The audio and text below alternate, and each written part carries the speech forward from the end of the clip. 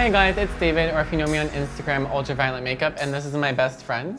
Rebecca, and my @ is @RebeccaSeals. We're here with House of Lashes doing Friendsgiving, so if you want some fall-inspired makeup and you want to see how we did it, this like really cute, like a cranberry sandwich eye inspired by just fall in general and cranberry sauce and whatnot. I think it came out really cute. And Rebecca, what'd you do on me? I think mine is kind of inspired by a glamorous turkey. I mean, I don't know if you can tell these tones, but I think it turned out really, really well. And it's just like it's a more like modern take on neutral colors. Yeah, I generally wouldn't have worn it, but Rebecca made me totally fall in love with it. So if you want to see how she did it or how I did hers, keep watching, and I think you'll have a lot of fun because we had a lot of fun filming it. So we'll see you in the video.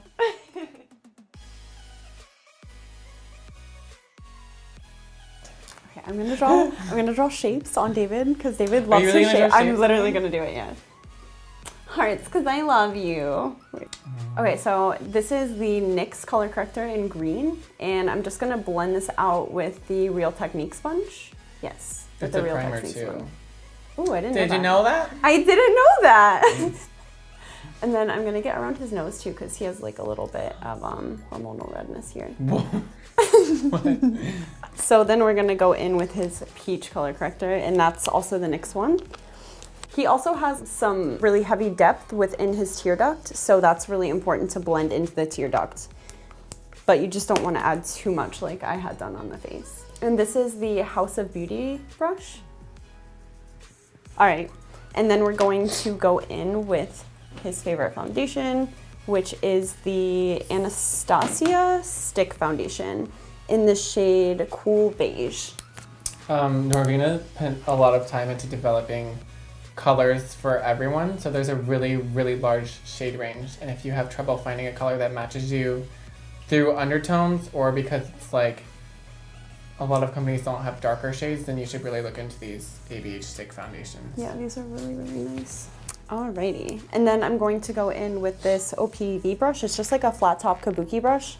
These are my favorite for blending in foundation, but I still want it to remain full coverage, so the bristles are thicker. All right, so now that is blended out. All right, so I'm going to start by concealing with the Anastasia Cream Contour Kit. And I'm going to use these two shades right here, and I'm just gonna mix them a little bit, using a little bit more of the lighter one because he has darker eye bags today. I went there. All right, and then I'm going to concentrate most of the color in these hollows right here. And then I'm going in with a Luxy brush just to kind of like blend that out, and then we're gonna go in with another layer of concealer. This is normally used for eyeshadow, like in your crease, but I really love like any multi-fiber brush for blending any cream product. So what we were doing is we were just like really correcting the spots that needed the most help, and then we're gonna go in and really, really conceal. Like we're gonna go a little ham. I'm just going to go in with the foundation brush that we're using because that's gonna help it all blend together. This big brush feels pretty good, you guys. Yeah, I actually really like this brush.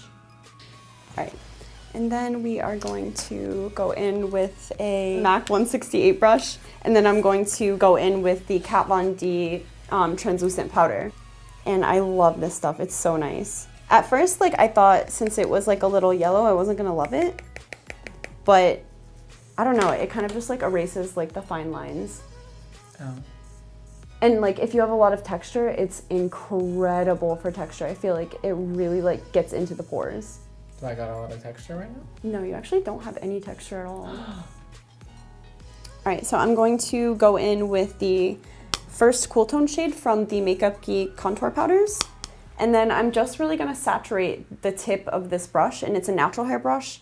I find that this blends out the contour a lot more. So I'm gonna have him tilt down so I can see the natural definition of his face. And then I always like to start the contour at the tip of the ear and angle it a tad bit down so it matches his bone structure. So we're just going to go up here. So I'm actually gonna go a little bit higher than his cheekbones. Thank you. And since David likes his a little more exaggerated, normally I would I would stop at the pupil. Actually like a little bit before the pupil, I like to stop someone's contour. And then I will use a bronzer shade to just go in and blend that. And then we're just going to define that jaw. This is so weird doing it with my right hand. All right, and then we're going to get under there to create more of a shadow. And then I always like to blend a little bit of the chin up because David has a longer face, so we're just going to... What that mean? We're just going to blend it up a little bit so there's not any harsh lines. Perfect. Perfect. All right. We went to New York one time for eye mats, and where we were staying... Oh, hold on, hold on. I'm gonna take some of the Kat Von D powder and I'm going to just like go under the contour to clean it up a little bit. Where we were staying, there was like a ton of windows and it was up high and it started to snow. And I'm from Texas and it never snows. And I was like, it's a blizzard. We go outside. And so we took photos in front of the window and Rebecca had on like a Minnie Mouse onesie. And we just like got in the window and did like silly photos. It was really fun. Set the face. Is this what the kids call baking? Yes, we're going to bake his contour a little bit, just to like ensure that it's very clean and it's like very natural looking. We're not going to leave it on too long, but we want it to be on there long enough to do its job. And I'm just going to set the face with the Beauty Blender because I like the way that it presses the powder into the skin. It makes it almost like virtually poreless. Almost virtually. Alright, so we're going to use some blush today. David doesn't normally wear blush, so it's going to kind of be something different. I've actually never worn blush. Ever? What? Because I spend so much time like color correcting with green, I'm like, why would I put pink in? Yeah, I feel you. You do it though. You do it though. Alright, I'm going to use my favorite combination. This is the Makeup Geek Smitten and Makeup Geek Romance. These are really, really nice. I like to mix these together. I'm really pale and normally really red, so I like to go with a more... Yellow, romantic look, yeah, like a more like apricot color. Romance. That's what the kids call it. And then I'm gonna go in with a Luxy 522 tapered highlighter brush. So I like to use blush in a slightly orange tone too, because when you're doing eyeshadow, it's almost like a transition color for your face, and I think that's really, really important because it's gonna help everything look really, really blended out. Alrighty, now that he is bronzed in baking, I'm gonna go in with the Fiona Styles Invisible Eye Primer. I've been loving this formula lately, so we'll see how David likes it.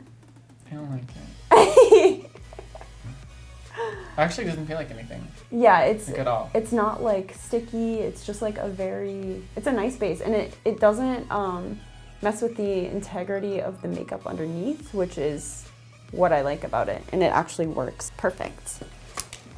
And then I'm going to dip into my favorite palette, my favorite neutral palette, and I'm going to start with the white shade by Suva. All right, and we're basically just going to go around the eye, almost like a perimeter, because this is going to be the first shade that's going to help us blend everything together. Perfect. Alrighty.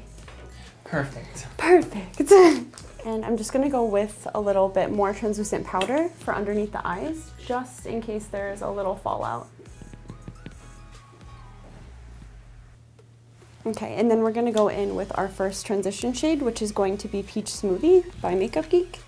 And I'm gonna go in with the Cozette S175, which is a nice fluffy crease brush. Put your head down for me. Perfect. And this is going to be worked into the upper crease. Upper crease? Yes. I feel like if you want like a really, really blended transitional eye, I think you should at least use 5 shades of eyeshadow. So that's what we're gonna do. I could do it with 3. Oh yeah. And then we're going to go in with a nice like mustardy shade. I'm gonna go with this one first. I'm gonna go in with Desert Sands first, and then we're gonna go in with some nice melt shadows, because those have been my favorite browns recently. And this will really help it. I don't know, kind of gives it like a more like grunge look. I've been liking a lot of like mustardy yellows lately. I've been loving that. And the second to last shadow is always going to be for the brow bone, because I like to like really like blend and smoke everything out, and then I'll just like go in and like correct with the brow bone color. Then we're going to go in with Rubbish by Melt. I'm going to use a Sigma Blending E35 brush to get really, really deep into his crease. Yeah, we're just adding a little bit more of like a really like burnt mustard color, I would call it. Burnt mustard. I feel like it's Friendsgiving already. All right, this is actually a no-name brush that I'm gonna use. I think I bought this on like Amazon a long time ago, but I'm gonna go in with the shade Rust from Melt. Alrighty. Are they popping? Not yet. Are they popping? It's popping. It's popping. All right, and then I'm going to go back into my personal neutral palette, and then I'm going to use, it's Flamethrower by Makeup Geek. It's really, really pretty. And then I'm going in with a Sugarpill lip brush. It's very, very flat, and it's very... use a lip brush on my eyes? Makeup has no rules, ladies! It's very flat and it's very dense, so you're gonna get a ton of color payoff with it. If you want it to be even more dramatic, you can always use a black gel liner base or just like a black pencil. Actually gonna go in with my finger and really pack that pigment on there. I feel like with a like heavily foiled shadow, if you want the best payoff, it's always gonna be with your finger. Like your fingers have oils in them that will like keep the exactly together. And I'm going to go in and wipe off this bake because we don't want it to be too harsh, and I'm just doing it with a multi-fiber brush from Sigma. All right, and then I'm just going to smoke out the lower lash line a little bit using a Sugarpill fluffy brush. And I'm just gonna go in with Peach Smoothie as a transition. And it'll add a little bit more warmth underneath the eye and make it more cohesive with the top. Okay, perfect. So we're gonna start with brows. I'm going in with the Smith 214 brush to comb them out. So I'm gonna use Taupe by Anastasia and then a D230 brush by Cozette. This one is really stiff, so this will work with David's texture in his hair. I'm not gonna go too heavy in the front of the brow because he has so much natural hair there. So we're just gonna kind of like fill in the spaces and just make them like very like natural looking because I like a lighter brow right now. All right, so now that David's eyes are done, I'm going to paint a little bit of the translucent House of Lashes glue. I really like this one.